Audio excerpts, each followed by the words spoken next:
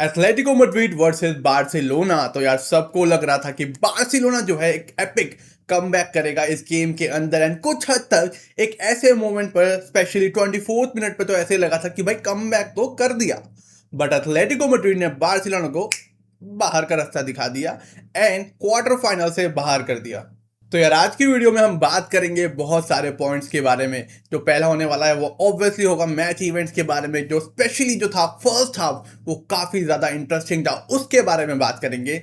जो सेकंड है वो होने वाला है Eric Garcia, was it a red card, क्या वो रेड कार्ड था? बिकॉज उसी के बाद पूरा का पूरा गेम उलट पुलट हो गया।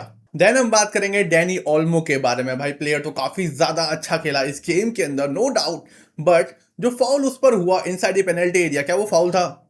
ठीक है, मतलब फाउल था भी या नहीं? अगर फाउल था तो पेनल्टी क्यों नहीं किया एंड वीआर ने इंटरवीन क्यों नहीं करा? एंड देन हम बात करेंगे द एक्स फैक्टर क्लेमेंट टुर्पिन। और एक्स फैक्टर जो होता है वो उसको मिलता है कि भाई जिसने पूरा का पूरा गेम पलट के रख दिया। स्पेशली नॉर्मली ये मिलता है प्लेयर्स को, बट यहां मिला है रेफरी को। एंड जो ऑफिशियल से उसने क्या मिस्टेक करा, वो मिस्टेक था या नहीं था, उसने कैसा परफॉर्म किया, उसके बारे में भी हम बात करने वाले हैं। एंड इन बिटवीन ये सब बात करते करते हम बात करेंगे अदर थिंग्स के बारे में, लाइक मिडफील्ड और बार्सिलोना, क्या वो थक गया था? और जो प्लेयर्स को बीच में बुलाया गया फॉर द फ्रेशनेस, तो क्या वो काफी देर हो गया? क्योंकि बहुत सारे प्लेयर्स को हांसी फ्लिक ने आफ्टर रेड कार्ड बुलाया, जैसे डियोंग हो गया 81 मिनट पे आए थे, रेड कार्ड जो था वो 79 मिनट पे मिला था। एंड प्लेयर्स लाइक रूनी, बागची, यार क्या बढ़िया प्लेयर है वो, बट वो आया 89 मिनट में। So do Ronald Araujo. जबकि आप देख रहे हो कि एरिक गार्सिया को 79 मिनट पे मिल गया रेड का, जो कि एक डिफेंडिंग प्लेयर था, तो क्या उसी वक्त अराओ को बुला लेना चाहिए था? तो भाई पहले ही मिनट में लमीन यमाल ने एक बढ़िया चांस क्रिएट किया, बट गोलकीपर ने उसको सेव कर लिया। बट 3 मिनट बाद उसने गोल स्कोर कर दिया कि भाई अब गोलकीपर तू इसको रोक के दिखा।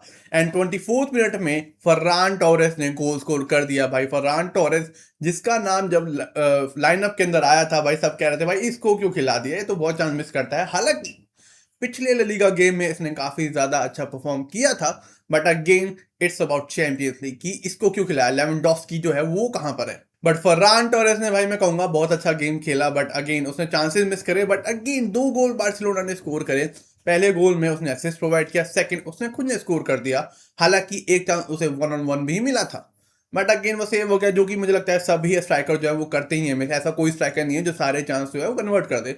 बट अगेन फर्रान टोरेस का गेम काफी ज्यादा बढ़िया था इस गेम के अंदर। बट फर्रान टोरेस के सेकंड गोल के बाद, जो 24th मिनट पे था, उसके 7 मिनट बाद ही लुकमैन ने अगेन, जिसके बारे में मैंने बोला था कि बार्सिलोना काउंटर अटैक पे गोल खाएगा, एंड लुकमैन ने गोल स्कोर कर दिया। वो भी गोल काफी बढ़िया था।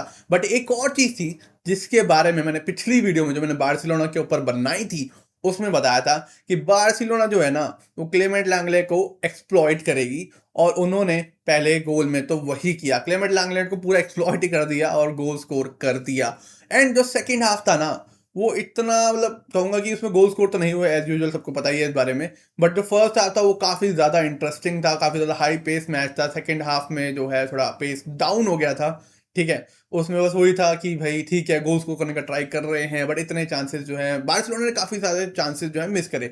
एक एपिक कमबैक जो है ना वो क्रिएट कर सकते थे, बना सकते थे, कमबैक कर सकते थे, बट अगेन उन्होंने एक अच्छा खासा मौका जो है वो मिस कर दिया। भाई अब बात करते हैं जो मेन चीज, जो बार्सिलोना के मैच जो फर्स्ट लेग में हुई थी कुबार्सी के साथ, बट अब हुई है एरिक गार्सिया के साथ, जो कि है रेड कार्ड। भाई सॉलोथ है रन पर, वो 1-on-1 है अगेंस्ट कीपर। हालांकि कुंडे भी आ चुका है एंड एरिक गार्सिया को इस समय मिल गया है रेड कार्ड। अगर मैं सच बोलूं यहां पर, तो ऐसी पोजीशन में कोई फाउल करता है तो वो भाई रेड कार्ड ही है।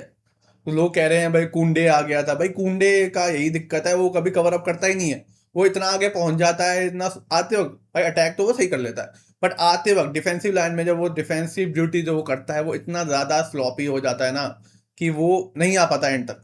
ठीक है, तो एरिक गार्सिया अगर वो फाउल था तो वो रेड कार्ड था, जो कि वीएआर में जाके, बट अगेन उसके बाद उस समय तो भाई मुझे भी लगा वो रेड कार्ड ही है, क्योंकि इतना जूम से तो वो दिखाते ही नहीं है टीवी के अंदर कि भाई हाँ ये तो।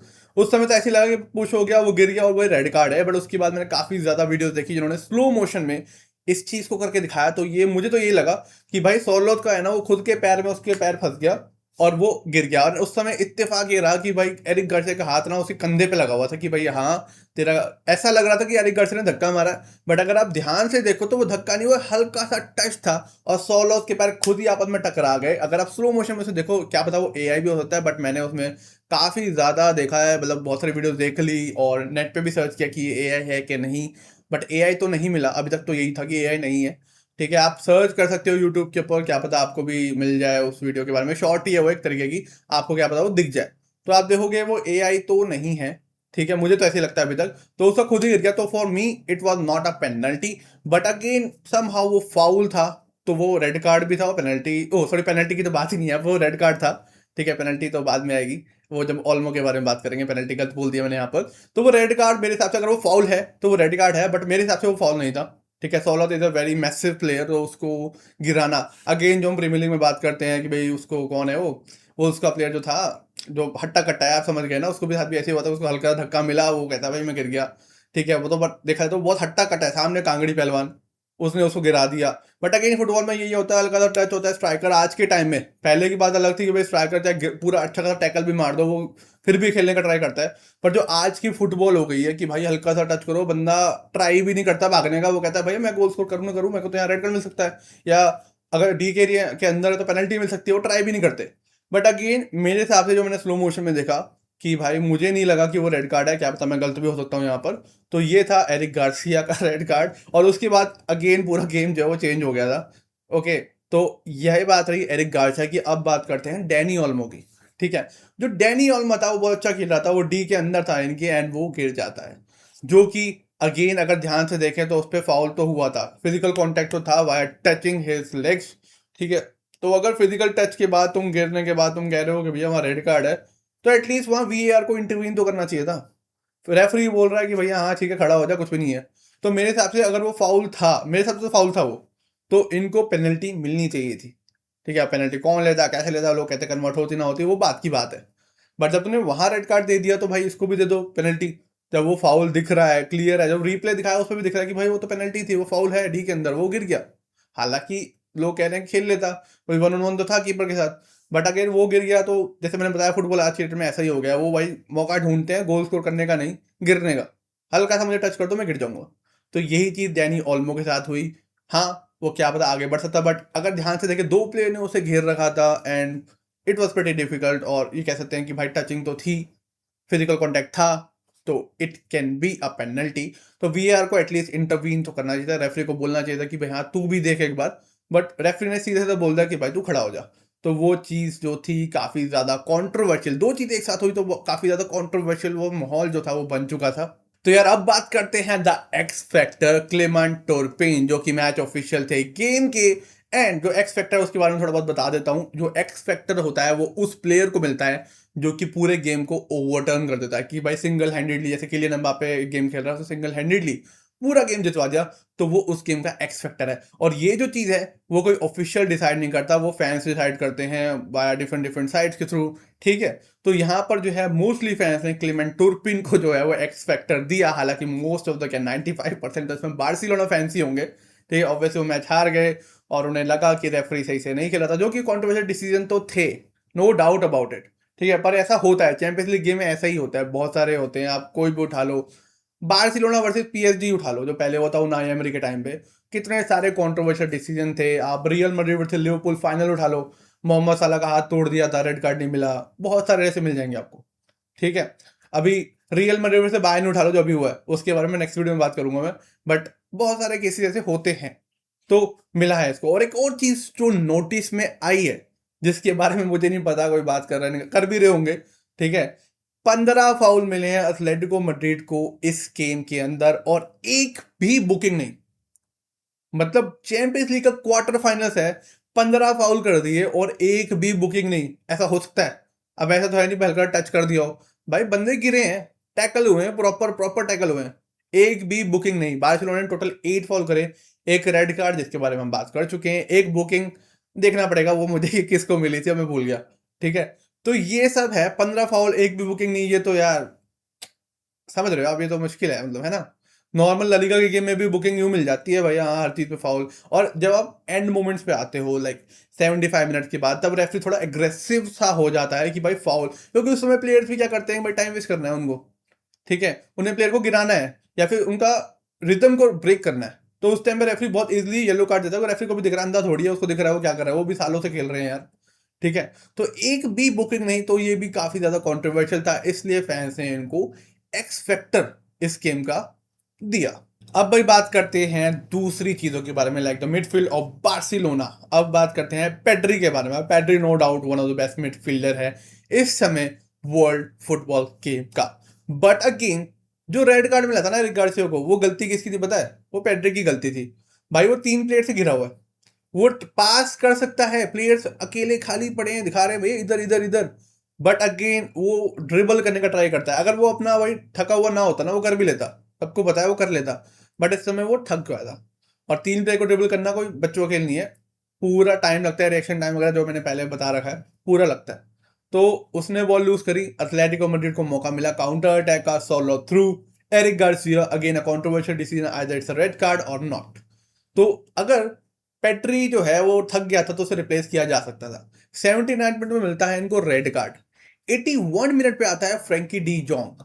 भाई वो पहले भी आ सकता था, वो फ्रेंकी डी जोंग है, कोई तुम्हारा छोटू मोटू प्लेयर नहीं है, वो हमारा कोई मतलब अकेडमी प्लेयर नहीं है वो, उसे तुम पहले बुला सकते थे। और अब बात करता हूं कि भाई ग्रीन लाइट मिल चुकी थी उसको कि वो 50-60 मिनट गेम के अंदर विदाउट एनी प्रॉब्लम खेल सकता है। तो मुझे तो लगता है भाई एटलीस्ट उसे 50 to 60 मिनट पे तो बुला लेना चाहिए था, ठीक है। एंड तुम 81 में बुला रहे हो, वो कोई ऐसा मतलब प्लेयर अच्छा है, बहुत अच्छा है, बट इतना भी नहीं है ना कि वो तुम उसे कभी भी बुला लो वो तो भाई हाँ जितवा ही देगा, ऐसा कुछ नहीं होता भाई। रेड कार्ड के बाद तुम वैसे ही 10 मैन हो गए हो, ठीक है, उसकी डिफेंसिव ड्यूटीज बढ़ जाती हैं, तो वो क्या ही अटैकिंग फॉर्म में खेलेगा, क्या ही करेगा।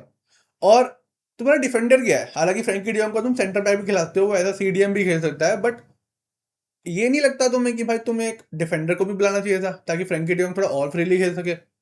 रोनाल्ड अराहो आता है 89 मिनट में। रोनाल्ड अराहो अगेन उसकी और दिक्कतें हैं उसके साथ, no doubt about it, passing गलत कर देता है, एट ऑल, बट भाई तुम्हें उसने बहुत सारे गेम्स जितवाए हैं via header, via scoring goals, और ऐसे मोमेंट पे तुम उसे 89 मिनट में बुला रहे हो। हालांकि तुम्हें 8 मिनट एक्स्ट्रा टाइम मिल गया, बट तुम्हें नहीं लगता कि उसे जल्दी बुला लेना चाहिए था? तो यहाँ मुझे लगता है थोड़ी बहुत हांसी फ्लिक की भी गलती थी भाई, रेड कार्ड पे तो कोई कुछ नहीं कर सकता। बट जब तुम्हें पता है कि तुम्हें गोल स्कोर करना है एनी हाउ, तो तुम अराहो को पहले बुला सकते थे, 89 मिनट पे बुला रहे हो, ठीक है। सेकंड, रूनी बागची, भाई वो बंदा ना मतलब again there is a clash between Runi Bagchi और लमीन यमाल, दोनों राइट विंग पे खेलते हैं। लमीन यमाल को मुझे लगता है बीच में खिला सकते थे, बीच में कोई स्टार्टिंग से ही वो राइट विंग पे खेल रहा था। रूनी बागची राइट विंग प्रेफर करता है, बट तुम ये देखो भाई 89 मिनट पे ही उसको बुलाते हैं। उसने उसके बाद भी 2-3 चांस क्लियर क्रिएट कर भी दिए, जो हेडर थे एंड में, अराहो का क्लियर हेडर था भाई, वो ओपन हेडर था, अगर टारगेट पे भी होता वो गोल हो जाता, उसने मिस कर दिया। अगेन आप देख रहे हो रोनाल्ड अराहो कहां पर मौजूद था। तो जो बार्सिलोना मिस करता है प्लेयर्स इन द मिडल, वो रोनाल्ड अराहो पूरा करता है एज अ डिफेंडर, वो आगे पहुंच जाता है ऐसे मोमेंट्स पे जो कि बाकी प्लेयर मिस करते हैं। हाँ ठीक है, तुम्हारे स्ट्राइकर वहां होते हैं, लाइक लेवेंडोस्की भी बहुत लेट आया था, ठीक है, आई गेस 75-76, मुझे याद नहीं, देखना पड़ेगा। बट रोनाल्ड अराहो की पोजीशनिंग देख रहे हो फॉर स्कोरिंग गोल्स, ठीक है, उसने मिस कर दिया, वो एक अलग टॉपिक है भैया, हाँ वो कर देना चाहिए उसे गोल, बट वो वहां था, देयर वाज अ चांस। तो एथलेटिको मैड्रिड पे एक प्रेशर आता है, ठीक है। रूनी बाकी ने क्रिएट किया, सेकंड एक और चांस था लेवेंडोस्की के पास, बट अगेन वो इतना इजी नहीं था जितना अराहो के पास था, but again straight to the keeper, but वो चांस भी रूनी बागची ने क्रिएट करा। तो मुझे लगता है कि रूनी बागची को भी ये पहले बुला सकते थे, ठीक है। हालांकि अब बात आती है कि ये सब खोर हो जाता तो भाई क्या चैंपियंस लीग जीतती, वो अलग बात है भाई, चैंपियंस लीग शायद ना जीत पाती, क्योंकि सामने खड़ी है बायर्न मुनिक। हालांकि वो डिसाइड नहीं हुआ था, बट अगेन बायर्न मुनिक के साथ इनका मैच होता ना तो वो फाड़ के रख देते इनको।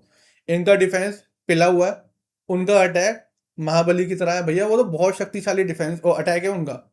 ओलीज है उनके पास, हैरी केन ऐसा प्लेयर जो चांस ही मिस नहीं करता, बहुत कम चांस मिस करता है, उसे हल्का सा चांस तो वो गोल कर देगा, उसको यही काम आता है, वो गोल मार देगा, ठीक है। उन पे नैबरी है, ओलीज है, मुसियाला है, उनका अटैक भाई, सब्स्टिट्यूट बेंच पे भी सारे अटैकर पड़े हैं उनके पास, वो तबाह कर देंगे इनका डिफेंस, बट स्टिल सेमीफाइनल में आराम से पहुंच सकते थे इनके पास। अगर ये सब फैक्टर हटा दे कि भैया रेड कार्ड था या नहीं था, etcetera etcetera, still they had the chance, like Fermin Lopez का ओपन हेडर, उसको पास चांस था, कोई भी नहीं था उसके साथ में, वो अकेला रोक के उसे गोल स्कोर करता था, बट अगेन वो भाई नहीं कर पाया। देन फरहान टॉरेस के बाद उन्होंने चांस था, और भी चांसेस थे इनके पास, ये गोल स्कोर कर सकते थे, बट नहीं कर पाए। एंड आई थिंक जीत सकते थे, बट अपॉर्चुनिटी मिस कर दिया। तो यार आज की वीडियो में बस इतना ही। अगर आपको वीडियो पसंद आई तो लाइक कर देना, सब्सक्राइब कर देना। मैं आपको मिलूंगा नेक्स्ट वीडियो में।